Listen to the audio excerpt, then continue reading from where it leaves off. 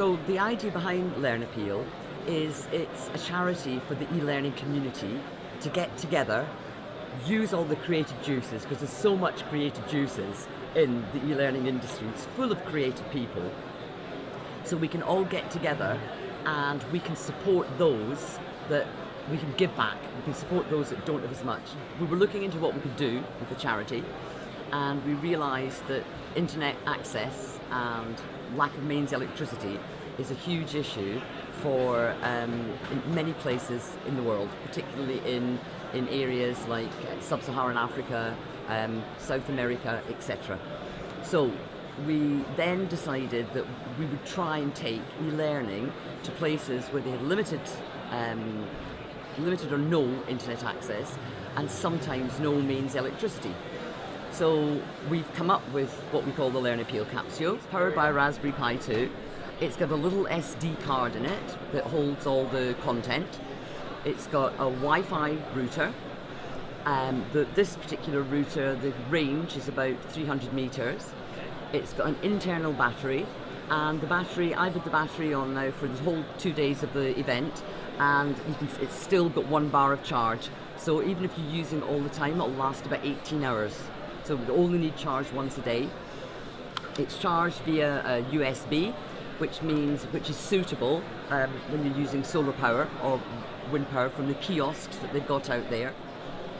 Take up to 200 connected users, and when I say fully functioning system, I mean it is interactive.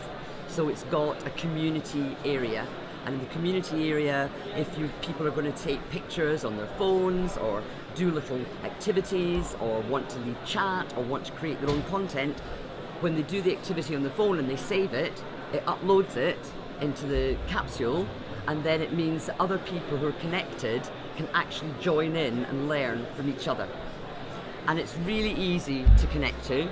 It'll connect to any Wi-Fi enabled device. So it's got assignments, communities, bookshelf, timeline. You can see what you've been doing, when you've been doing, your subjects, and trails as your pathways, trails as your courses. So if we go in and look, we go into this one, and this is all about online learning. And we'll go into working on computers, and then we'll view the course, and then you're actually in, and you can see how quick it is. It looks and feels like you're on the internet, but you're not, you're here. It's got bookshelves so you can save resources, and it will even play and store video.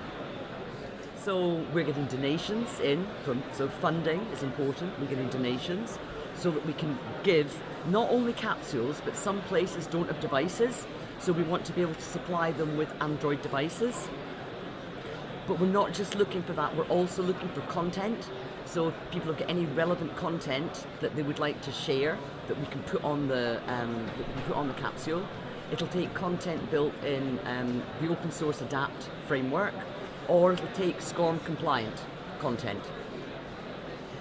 Even if you can't give content, maybe what you can do is people can give up some of their time.